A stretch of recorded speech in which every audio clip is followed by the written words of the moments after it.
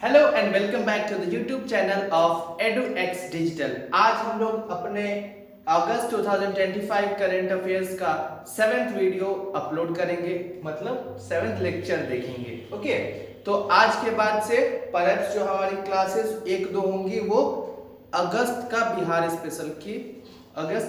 Special की होंगी। चलिए स्टार्ट करते हैं बिना टाइम वेस्ट किए हुए। वर्ल्ड एयर ट्रांसपोर्ट स्टैटिक्स, विश्व हवाई परिवहन आंकड़े। ये जो आंकड़े होता है वो कौन देता है, पहला क्वेश्चन। क्या होता है वो तो बाद में, मतलब क्या होता है, कौन देता है, ये देखिए। तो ये जो रिपोर्ट है वो देता है IATA।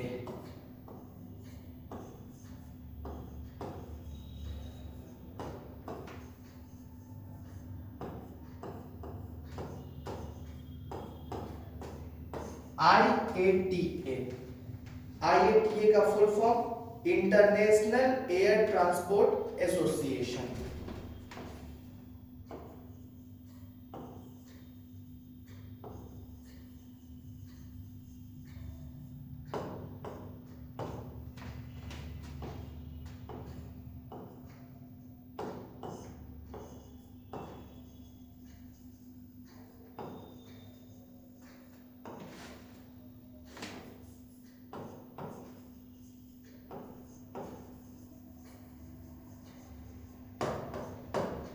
ये जो आंकड़े या रिपोर्ट बोलो ये कौन देता है, तो IATA देता है। IATA का फुल फॉर्म होता है इंटरनेशनल एयर ट्रांसपोर्ट एसोसिएशन।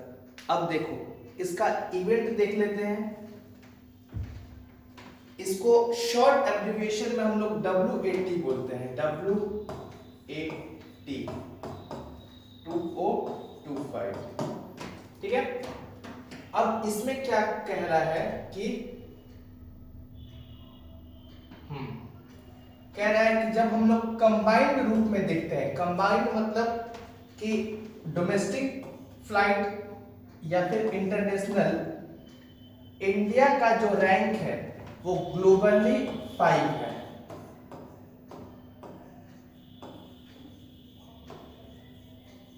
और ग्लोबली के साथ साथ कंबाइंड, ठीक है। ग्लोबली डोमेस्टिक और इंटरनेशनल मिला के इंडिया का जो रैंक है वो एविएशन मार्केट में कितना है, 5th है।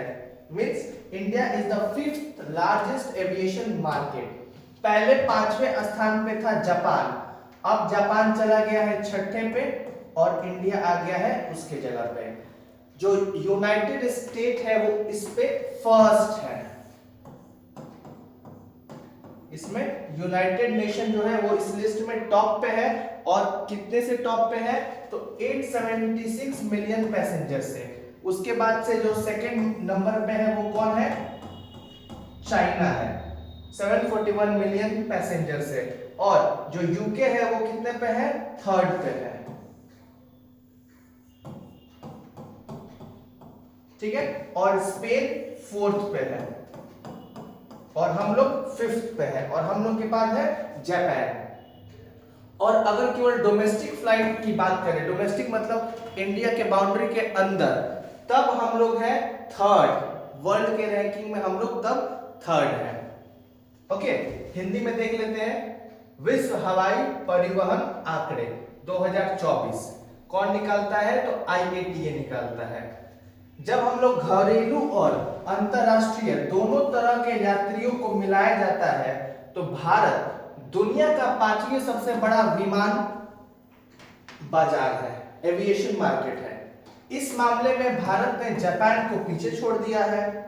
उसके बाद इस सूची में USA 876 मिलियन यात्रियों के साथ शीर्ष पे है, टॉप पे है। उसके बाद चाइना, उसके बाद यूनाइटेड किंगडम और उसके बाद है स्पेन।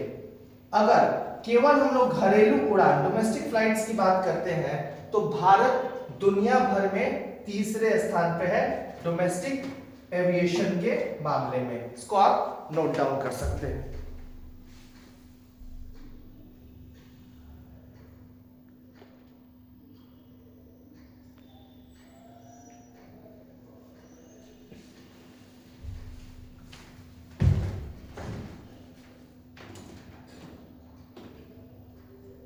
अब आते हैं हम लोग आगे।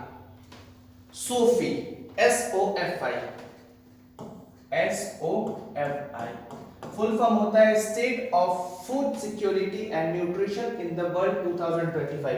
बेसिकली ये आना तो नहीं चाहिए क्योंकि मतलब पहले का डेटा होता है इसमें, जैसे 23-24 का डेटा होगा, इस वाले 25 के रिपोर्ट में पढ़ सकते हैं। ठीक है, तो यूनाइटेड नेशन ने रिलीज किया है अपना state of food and nutrition in the world. Sophie का 2025 का रिपोर्ट कौन निकाला है? तो यूनाइटेड नेशन निकाला है। कह रहा है इसमें कि हम लोग के मैल न्यूट्रिशन में, कुपोषण में 30% की कमी आई है। बावजूद इसके हम लोग कुछ ज्यादा सुधरे नहीं है, बावजूद इसके हम लोग highest rate of malnutrition है हमारे यहाँ। कौन से एज ग्रुप में? तो 5 साल से कम के बच्चों में अभी भी हाईएस्ट रेट का हम लोग के यहाँ इंडिया में क्या है? तो मैल न्यूट्रिशन है, कुपोषण है।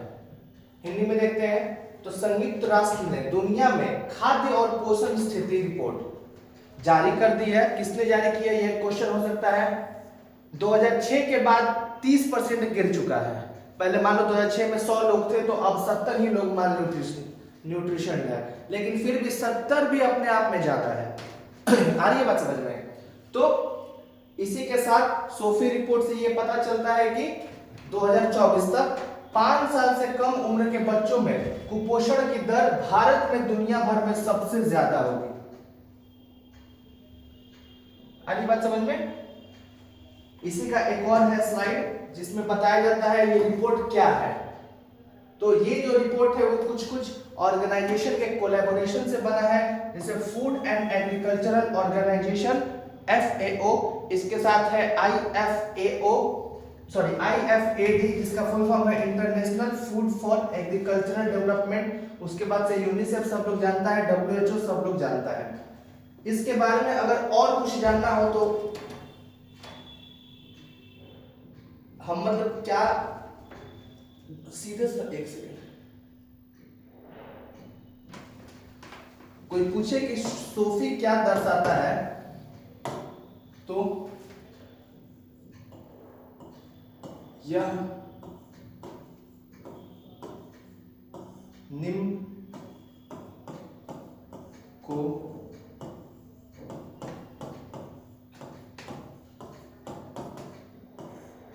दर्शाता है। निम्न में क्या क्या है? तो जैसे ये क्या दर्शाएगा? हंगर दिखाएगा, फूड इनसिक्योरिटी दिखाएगा, जैसे कि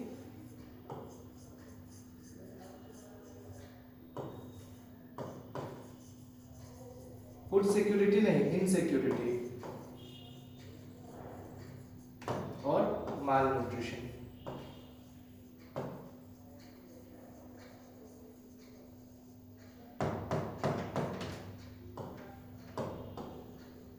इन तीनों चीज को ये सोफी दर्शाता है, सोफी का रिपोर्ट। इसके बाद से हम लोग आते हैं रोटो। ये रोटो क्या? रोटो जानने से पहले हम लोग एक और चीज जान लेते हैं। रोटो जो है, रोटो से पहले हम लोग देखते हैं किसको? तो नोटो को, NOTTO, जिसका फुल फॉर्म होता है national organ and tissue transplant organisation.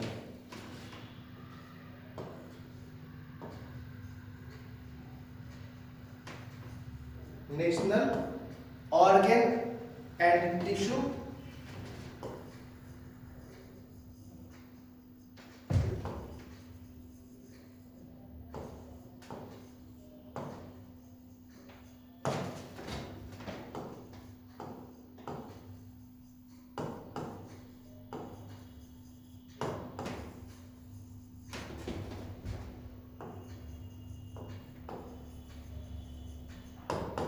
जिसको NOTTO भी हम लोग बोलते हैं। क्या बोलते हैं?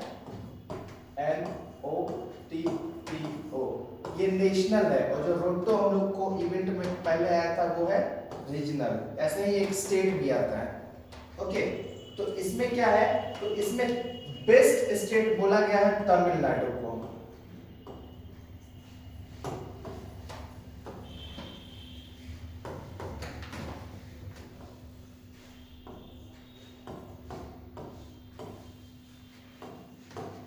तमिलनाडु को क्या बोला गया है इसमें, इस रिपोर्ट के माध्यम से। इसकी भी एनुअल रिपोर्ट आई है, इसकी एनुअल रिपोर्ट।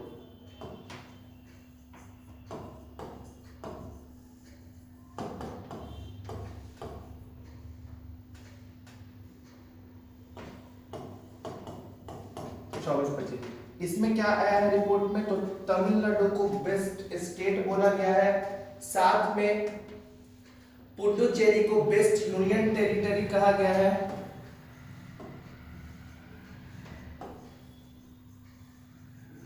ये बेस्ट स्टेट है और ये बेस्ट यूटी है, इसको भी नोट करेंगे आप लोग। और इसी के साथ साथ जो रोटो नॉर्थ है उसको बेस्ट रीजनल ऑर्गेनाइजेशन के रूप में अवार्ड दिया गया है, बेस्ट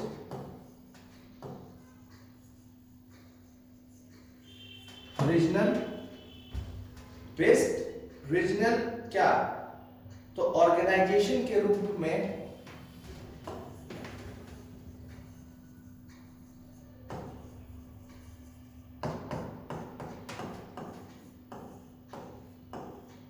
रोटो नॉर्थ को अवार्ड दिया गया है।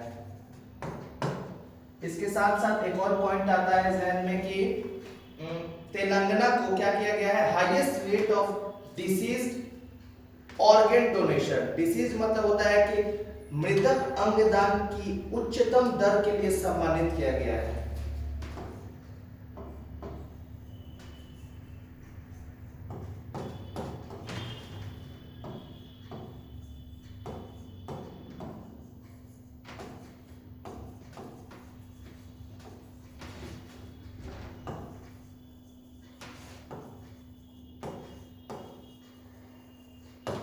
इसमें कौन है, तो तेलंगाना।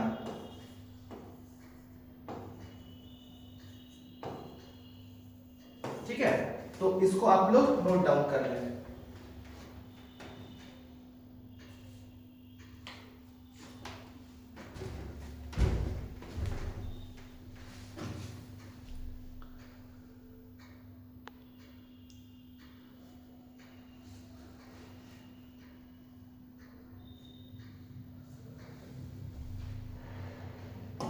आगे बढ़ते हैं, पीछे बढ़ते हैं, सॉरी।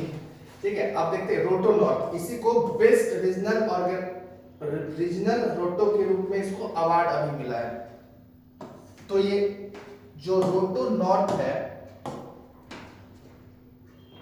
एक रीजनल सेंटर है जो कि चंडीगढ़ में लोकेटेड है, और ये काम क्या करता है, तो ये कोऑर्डिनेट करता है, प्रमोट करता है और नेटवर्क ऑर्गन और टिश्यू डोनेशन में मदद करता है और ट्रांसप्लांटेशन का काम करता है।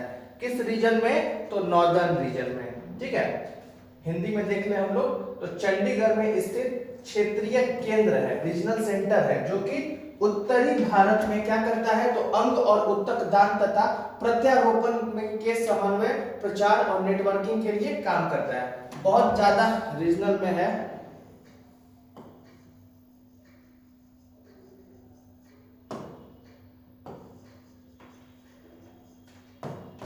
जैसे एक तो अभी हम क्या पढ़े, चंडीगढ़,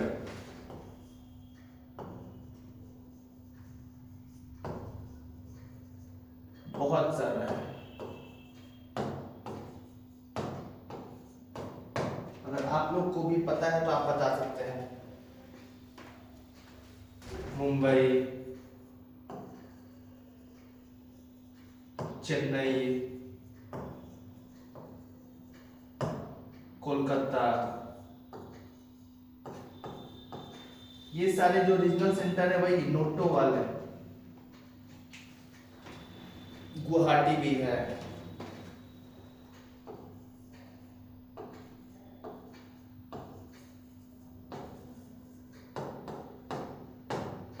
ठीक है, तो ये सारे अदर रीजनल सेंटर्स को आप लोग कर सकते हैं। आगे बढ़े, अब आते हैं हम लोग सेफ्टी इंडेक्स। मेजरली क्या होता है कि देखिए ये जो इंडेक्स बना है वो किस चीज पे बेसिस है, कि क्या हम लोग डे और नाइट में फ्रीली मूव करने के लिए अलाउड है या नहीं, अलाउड तो है, मतलब फ्रीली मूव कर सकते हैं या नहीं, क्राइम रेट कैसा है, विमेन का कंडीशन कैसा है, ठीक है। तो इसमें इंडिया का रैंक है 67 ग्लोबली और स्कोर कितना है तो 55.8 है। सबसे सेफेस्ट सिटी इंडिया में जो आता है वो मैंगलोर है। मैंगलोर के बाद जो आता है वो वडोदरा है, #2। ये जो #2 लगा रहे हैं हम वो इंडिया का है, ठीक है। ये मैंगलोर रैंक 1 है इंडिया में, रैंक 3 एंड रैंक 4। तो सेफेस्ट सिटी पूछे तो मैंगलोर है और इस मैंगलोर का रैंक कितना है तो हाँ, ग्लोबल रैंक इसका 49 है और स्कोर कितना है 74.2। और सबसे अनसेफ में आता है दिल्ली एनसीआर, न्यू दिल्ली, नोएडा, गाजियाबाद, ये मोस्ट अनसेफ सिटीज है इंडिया का, ठीक है। और पिछले 9 साल से लगातार आबू धाबी जो है वो रैंक 1 पे बना हुआ है, ठीक है। हिंदी में बताने की जरूरत नहीं है क्योंकि हिंदी में ही बताया गया है।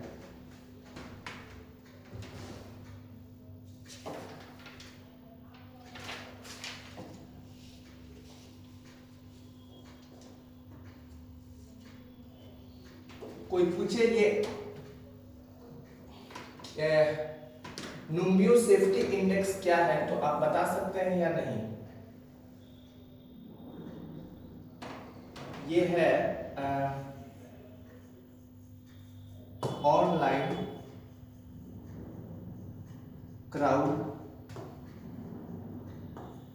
सोर्स क्या तो डेटाबेस प्लेटफॉर्म है, हर जगह का डेटा कलेक्ट करके इस पे लिखा जाता है।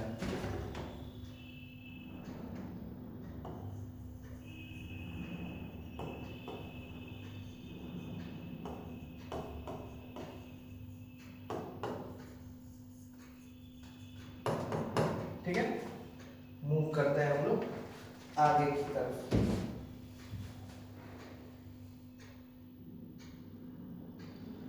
नेशनल स्पेस डे, इसमें इसको हम लोग क्यों मनाते हैं, पहला ये क्वेश्चन अपने दिमाग में आता होगा।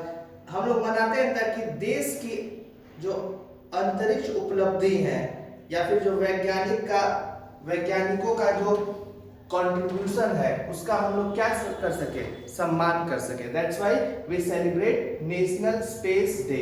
Okay, so national space day has been celebrated across the country for the second time. 2024 में मोदी जी के द्वारा ये स्टार्ट किया गया था और अभी हम लोग इस बार दूसरी बार इसको मना रहे हैं। इसका थीम क्या है तो आर्यभट्ट से लेकर हम लोग कहां आ चुके हैं, गगनयान तक। मतलब कि क्या तो एंशिएंट विजडम से लेकर इनफाइनाइट पॉसिबिलिटीज तक हम लोग आ गए हैं। सेम हिंदी में, आर्यभट्ट से लेकर गगनयान तक, प्राचीन ज्ञान से अनंत संभावनाओं तक। ओके, नोट कर लें इसको।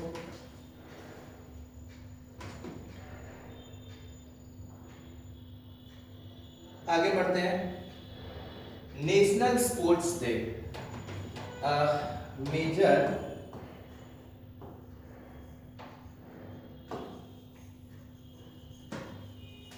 ध्यानचंद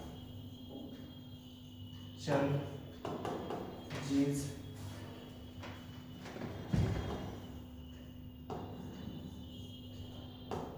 बर्थ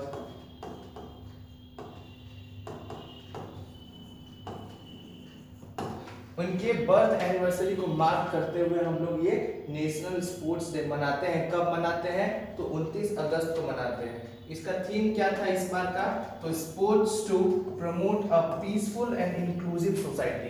हिंदी में एक शांतिपूर्ण अथवा समावेशी समाज को बढ़ावा देने के लिए खेल। ओके, ये भी आ सकता है कि ये कब से मनाना स्टार्ट किया हम लोग तो ये 2012 से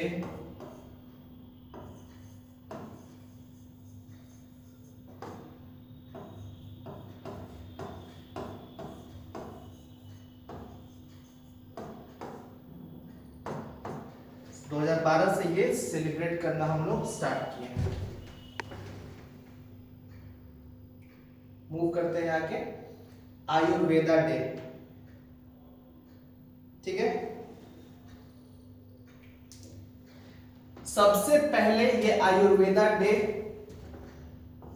2016 में स्टार्ट किया गया था, मनाया गया था। किसके द्वारा? तो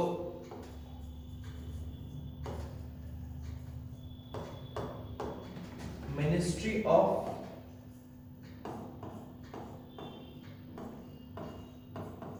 आयुष। ओके, पहले ये क्या था, तो हम लोग इसको धनतेरस के दिन पे मनाते थे, लेकिन अब उस डेट को चेंज करके हम लोग फिक्स कर दिए हैं कि 23 सितंबर को हम लोग इसको मनाएंगे। और इसका थीम क्या है? तो Ayurveda for people and planet, लोगों और ग्रहों के लिए आयुर्वेद। अब इसके बाद से हम लोग देखते हैं कुछ इंपॉर्टेंट पर्सनालिटीज। क्या देखते हैं? इंपॉर्टेंट दो इंपॉर्टेंट पर्सनालिटीज देखते हैं। आईपी। ओके, शिबू सोरेन। शिबू सोरेन आप जानते ही हैं कि झारखंड के फॉर्मर क्या है ये, तो चीफ मिनिस्टर रहे हैं। इनकी मृत्यु हो चुकी है। क्या हो चुकी है? मृत्यु हो चुकी है। ये पूर्व मुख्यमंत्री भी रह चुके हैं, कहाँ के? झारखंड के। और झारखंड मुक्ति मोर्चा के संस्थापक भी रह चुके हैं। इनकी 4 अगस्त को क्या हो चुकी है? तो मृत्यु हो चुकी है। मृत्यु बोले या निधन बोले। और जिस समय मृत्यु हुई है उस समय ये कौन से पोस्ट पे थे? तो ये राज्यसभा के सदस्य के रूप में थे। 3 बार झारखंड के मुख्यमंत्री रह चुके हैं। सबसे पहली बार ये कब बने थे, ये क्वेश्चन आ सकता है। तो 2005 के मार्च 2005 में बने थे। और इनको देशोम गुरु जी के नाम से ये फेमस थे, Shibu Soren ji.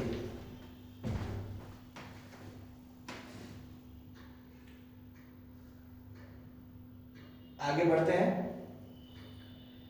Same important personality है ये लारा। ये जो लारा है वो कौन है?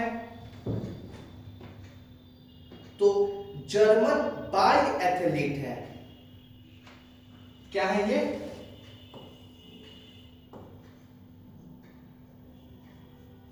जर्मन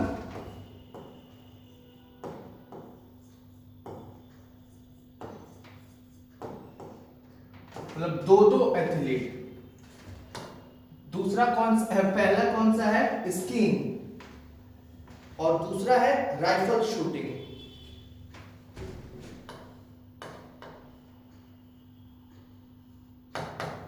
और दूसरा क्या है?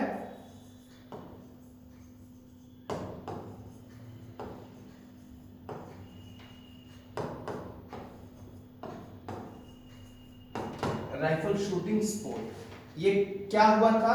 तो ये गई थी काराकोरम माउंटेन पे चढ़ाई करने, उसके लैला पीक पर। और अचानक से ऊपर से पत्थर कोलैप्स, मतलब पत्थर गिरने की वजह से इनकी मृत्यु हो जाती है। इसके बाद से आते हैं एल सेल्वाडोर। ये एक सेंट्रल अमेरिका का देश है। कहां का देश है? तो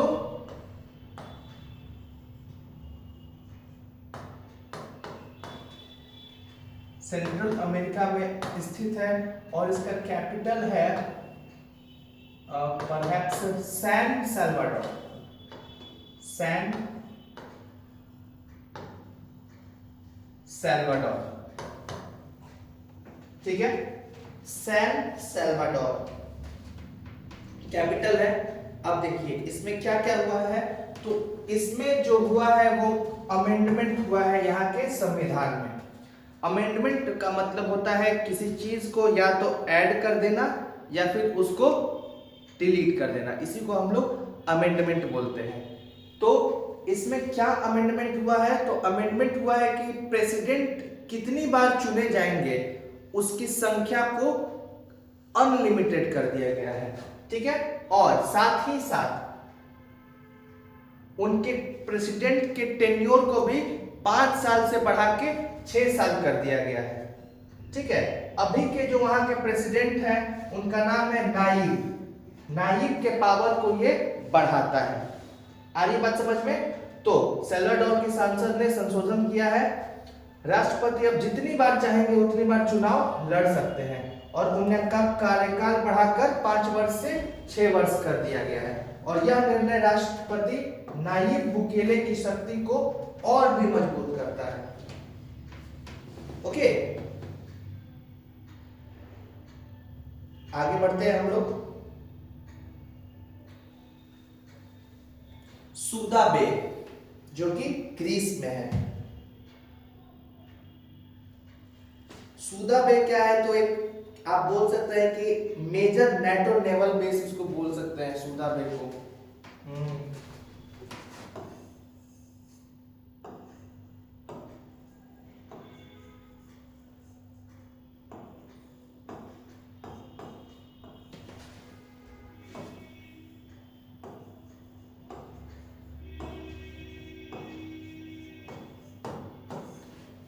मेजर नेटो नेवल बेस भी इसको हम लोग बोल सकते हैं। ठीक है, अब देखिए हम लोगों का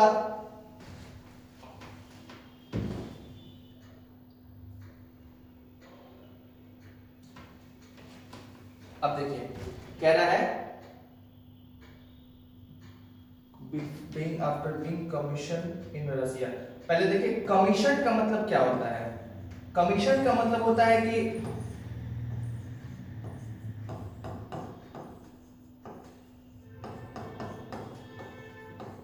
आधिकारिक रूप से एक्टिव सर्विस में ऐड करना, इसको हम लोग कमीशनिंग बोलते हैं। तो क्या हुआ है? तो हम लोगों का जो आईएस तमाल है, हम लोग का नवीनतम स्टील्थ फ्रिगेट पानी वाला लड़ाकू जहाज, जो कि रूस से कमीशन होने के बाद भारत लौटते समय ग्रीस के क्रीट द्वीप पर स्थित सूदा बे पर ये पहुंचा था। आज बात समझ में? इससे क्या होगा? हम लोग का मिलिट्री कोऑपरेशन भी बढ़ेगा। किससे? ग्रीस से। इसके बाद से हम लोग आते हैं नेक्स्ट पे। नेक्स्ट के साथ साथ परहैप्स ये लास्ट है, Barda wildlife sanctuary. Sanctuary को अभयारण्य हम लोग बोलते हैं। देखिए बहुत इंपॉर्टेंट है ये Barda wildlife sanctuary. Asiatic lion के लिए ये शायद दूसरा आवास बन सकता है।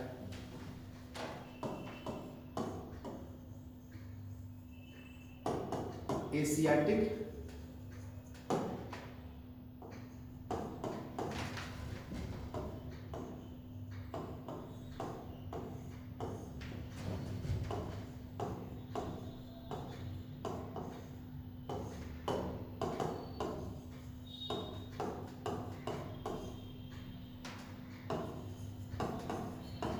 राइटिंग पे जाने की जरूरत नहीं है, लिखने में हो जाता है।